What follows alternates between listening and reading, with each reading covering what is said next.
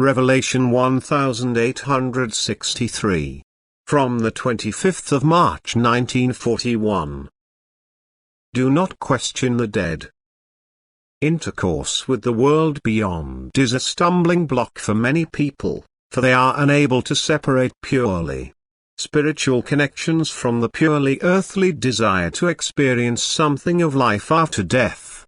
While the former is God-willed, the latter does not correspond to God's will, but will never be counted as a sin to a human being as long as it is not abuse to the detriment of fellow human beings. Only one's own state of soul can be harmed by a connection with the immature being, and that is what is to be warned against. People believe that every connection with the spiritual world is wrong before God, and this attitude deprives them of the greatest grace to request and receive the transmission of strength from those beings. All good spiritual substances convey this strength, consequently the connection with them should be established. All bad spiritual substances seek to harm the human being, thus contact with them must be avoided. Everything that is earthly-minded attracts the like-minded in the beyond. However, the will directed towards God attracts the spiritual, which is of the same will as God. And thus the human being draws the boundaries himself through his desire.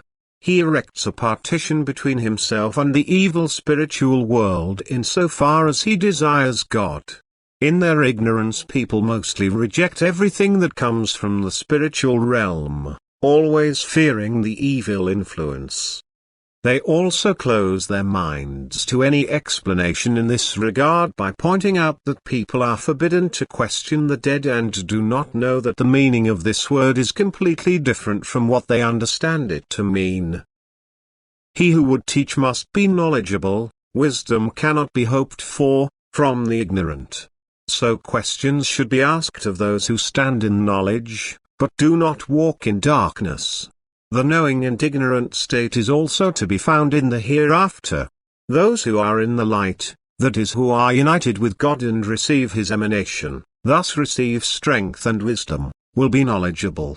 Souls who are still distant from God and thus cannot receive light are ignorant. Light, however, is knowledge. And if the soul lacks light, its knowledge is also deficient and therefore it will be unable to distribute it because it possesses nothing itself. The soul is dead in spirit, for only when it is knowledgeable does life begin for it in eternity, and thus such a soul cannot be questioned about the truth, for it can never answer truthfully. For this reason questions concerning eternity should not be asked of the deceased either, because a correct answer requires a degree of maturity, but the human being never knows if and when the soul of the deceased has reached this degree of maturity. Earthly questions, however, should likewise be refrained from, for God Himself has spread a veil over things which lie in the future, and the desire to penetrate an area which God has veiled from people in His wisdom is wrong before God. Consequently, it is not the intended connections with the beyond that are to be condemned, but only the purpose of them, if it is a purely worldly one.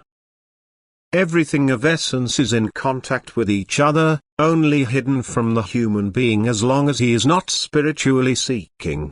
And that is to induce him to seek.